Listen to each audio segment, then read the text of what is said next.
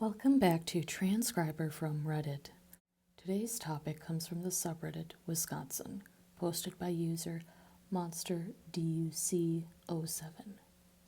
This was posted 10 days ago, and it's a cross post from the subreddit Politics, also posted around 10 days ago.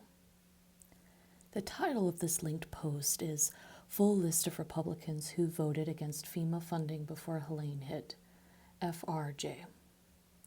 Side note, FRJ stands for Fuck Ron Johnson. Ron Johnson is a Republican in the state of Wisconsin. Going over to the subreddit Politics, we see the same image and link as was in the original cross-posted link in the Wisconsin subreddit. It goes to a Newsweek.com article. Now, before I continue into the article, I want to tell you what stands out to me the most. Voting against FEMA funding. FEMA funding.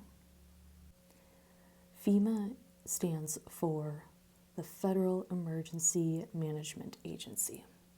It's an agency that promotes learning about managing emergencies, whether it's caused by weather or by people. They provide free training to anyone who signs up on their website. They have standards for what it means to respond to emergencies. I'm not saying that that hasn't been misused or misappropriated or used against people in the past, but what I am saying is that they are a federal agency that is there to not only train people, but also to be there when disaster hits.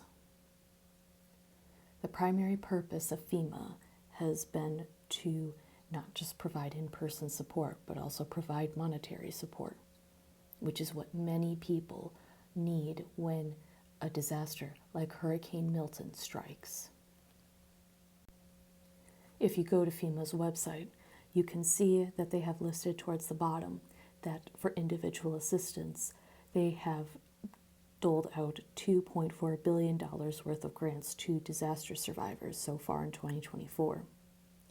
As for mitigation grants, in 2024, that's been in so far at the number 1,363. As for disaster declarations, that has been 157 so far, and 2024 has not ended yet. As for fire incidents, that is at 59. Besides just hurricanes and fires, FEMA also provides both personnel and monetary support for people who are in tornado impacted areas, flood impacted areas. And while it is not perfect, the fact that we have a government institution that is there for people to rely on in case of emergencies like these cannot be understated. The ability to get boots on the ground and to get money to people and set up shelters and coordinate disaster recovery is vital in situations like these to prevent loss of life. Also, the fact that it provides grants means that communities have resources to lean on or apply for to help reimburse them or to help them in getting additional infrastructure in place or to get things repaired faster if they do not have the funds to cover it, especially for more impoverished areas. If you think that they only cover hurricanes, please look at their website and all the disasters that they've assisted with.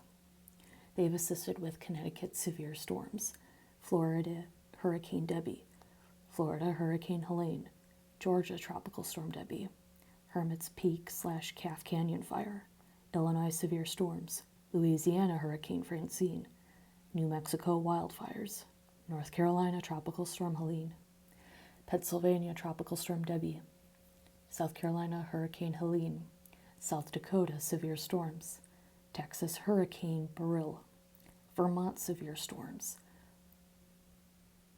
Virginia Tropical Storm Helene, Yakima Nation Wildfires, and many more wildfires. I would recommend to everyone listening to this to go to your state and not just look at what your state has received in FEMA funding, but also your local communities, especially if your community has been hit by tornadoes or any other severe weather where multiple homes and the community need emergency assistance or even just grants to help rebuild the community.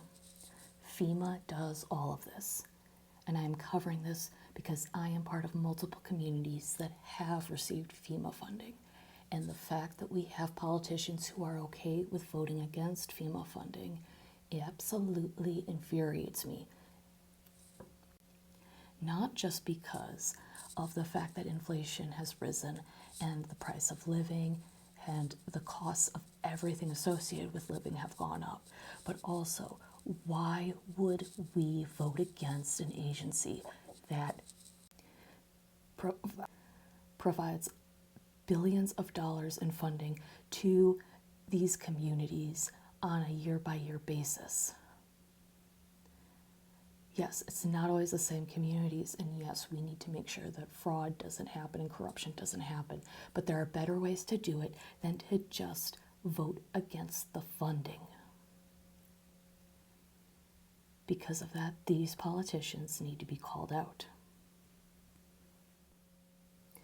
Looking at the Newsweek article published on October 4th, 2024 at 11:48 a.m., titled Full List of Republicans Who Voted Against FEMA Funding Before Helene Hit.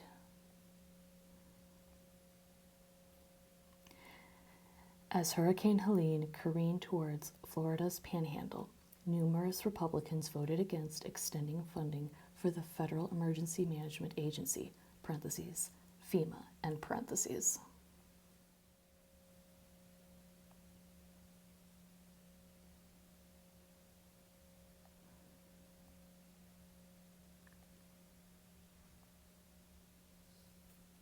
Last week, Congress approved $20 billion for FEMA's Disaster Relief Fund as part of a stopgap spending bill to fund the government through December 20. But the measure left out billions of dollars in requested supplemental disaster funding. The Senate approved the measure by a 78-18 vote on September 25th after it passed the House, and a 341-82 vote. Republicans supplied the no votes in both chambers. Some of the Republicans who voted against the bill represent states that have been hard hit by Helene, including Florida Representative Matt Gaetz, all of which are linked here.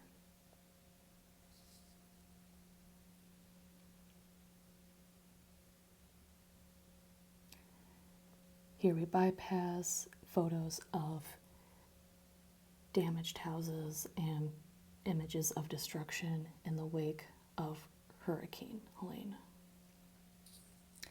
Supplied by Shandan Khanna /AFP via Getty Images. Helene hit Florida as a Category 4 storm last Thursday before plowing through several other states in the southeast. The devastation could cost up to $160 billion, according to an estimate by AccuWeather.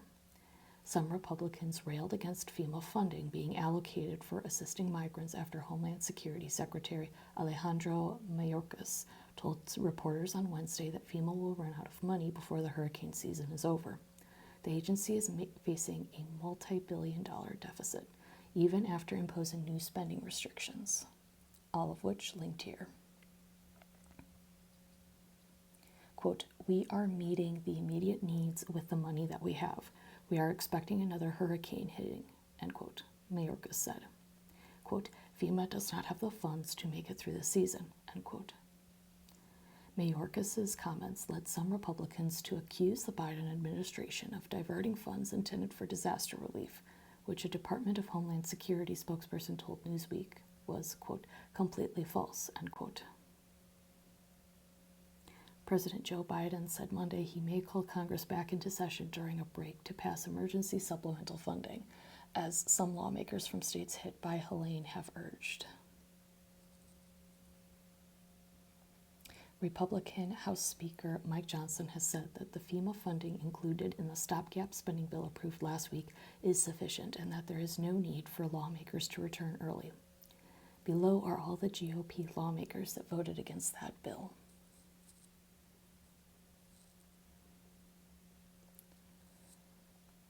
Here we have beginning with the House. Actually, let's head over to this Google spreadsheet that was created by one of the users on Reddit to better categorize this. From my understanding, I haven't seen any names of Democrats who voted against the FEMA spending bill. Just Republicans so far. If there are Democrats, please put their names in the comments below, as well as links to the sources of that information. As always, we need information to back up. Here we have listed out all of the Republican representatives who voted against FEMA. It's collated from the Newsweek article, and it's a lot easier to see. First up, we have Barry Moore from Alabama, as well as Gary Palmer from Alabama, and Katie Britt and Tommy Tuberville from Alabama. Katie Britt and Tommy Tuberville are senators, and Gary Palmer and Barry Moore are representatives. Barry is from the 2nd District, and Gary Palmer is from the 6th District. Next up, we have Arizona. We have Andy Biggs, David Schweiken, Debbie Lesko, Eli Crane, Paul Gosar, all of whom are representatives from the 5th, 1st, 8th, 2nd, and 9th districts, respectively.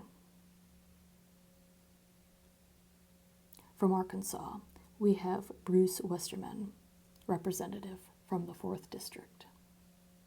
From California, we have Tom McClintock, representative from the 5th district.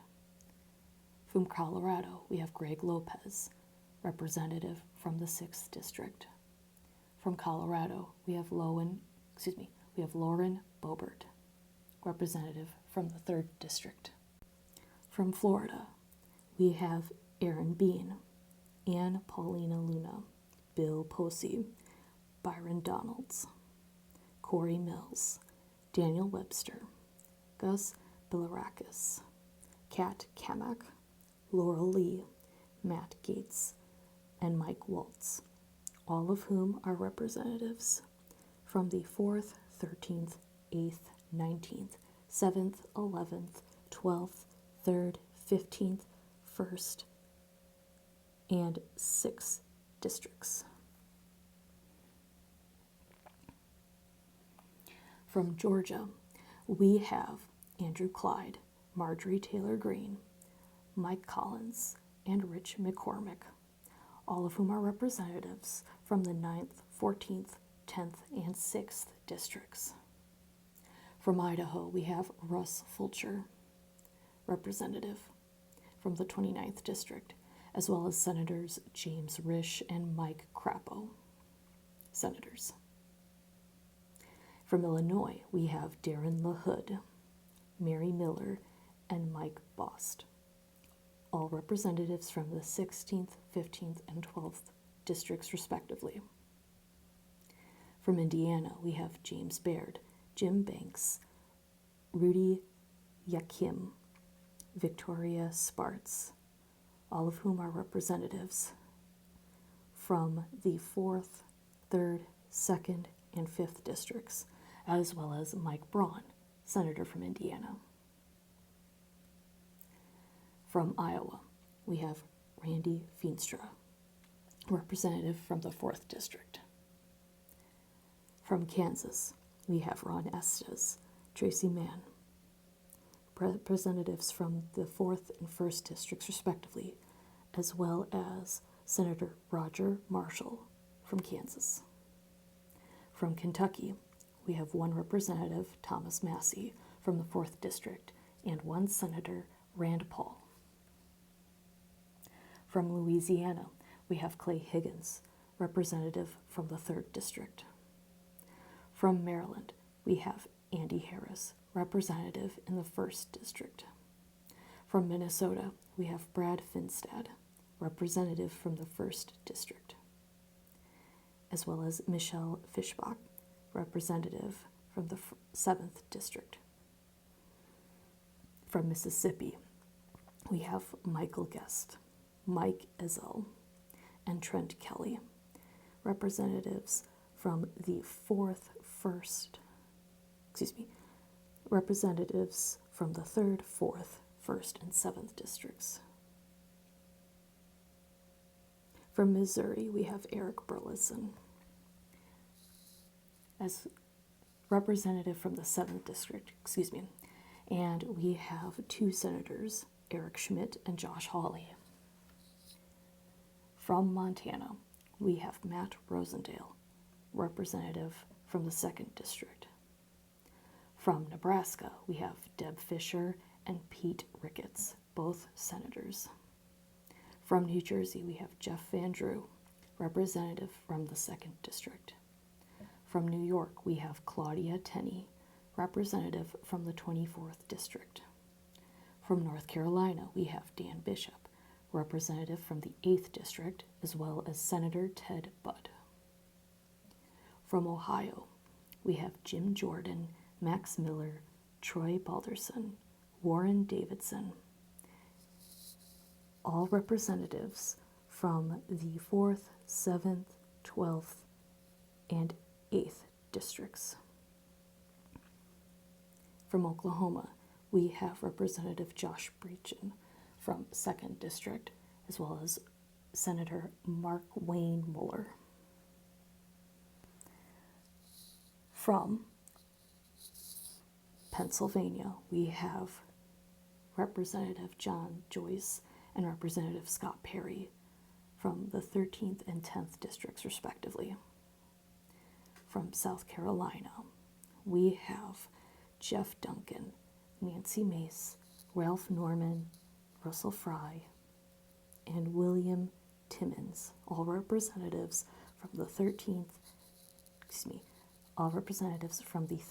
1st, 5th, and 7th, and 4th districts, respectively, as well as Senator Tim Scott.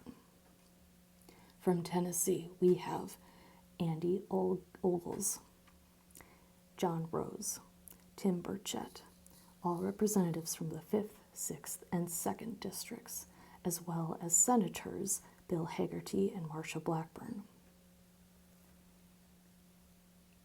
From Texas, we have Beth Van Duyn, Chip Roy, Keith Self, Lance Gooden, Michael Cloud, Morgan Luttrell, Nathaniel Moran, Randy Weber, Roger Williams, Tony Gonzalez, and John Curtis. John Curtis is not in the Texas list. Tony Gonzalez ends that list from Texas, and they're all representatives from the 24th, 21st, 3rd, 5th, 27th, 8th, 1st, 14th, 25th, and 23rd districts, respectively. From Utah, we have Representative John Curtis from the 3rd district, as well as Senator Mike Lee. From Virginia, we have Representatives Bob Good and Morgan Griffith from the 5th and 9th districts, respectively. From West Virginia, we have Alex Mooney from the 2nd district. From Wisconsin, we have Derek Van Orden and Ron Johnson. Derek Van Orden is representative from the 3rd district, and Ron Johnson is a senator. And finally, Wyoming, we have Harriet Hageman, representative from a, quote, at-large district, end quote. Remember the list that I read to you earlier. The states that used the majority of FEMA's funding in the past 2024 year are on FEMA's website. I don't understand why they would vote against FEMA funding.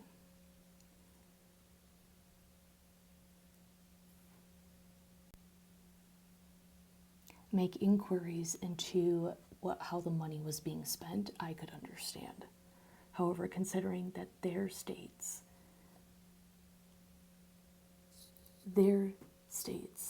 Texas and South Carolina and Tennessee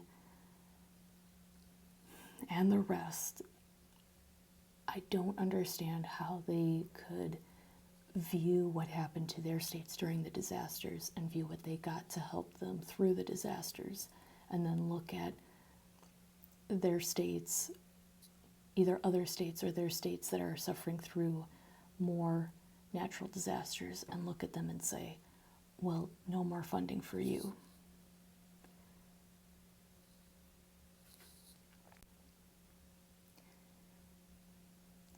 Please remember this the next election cycle.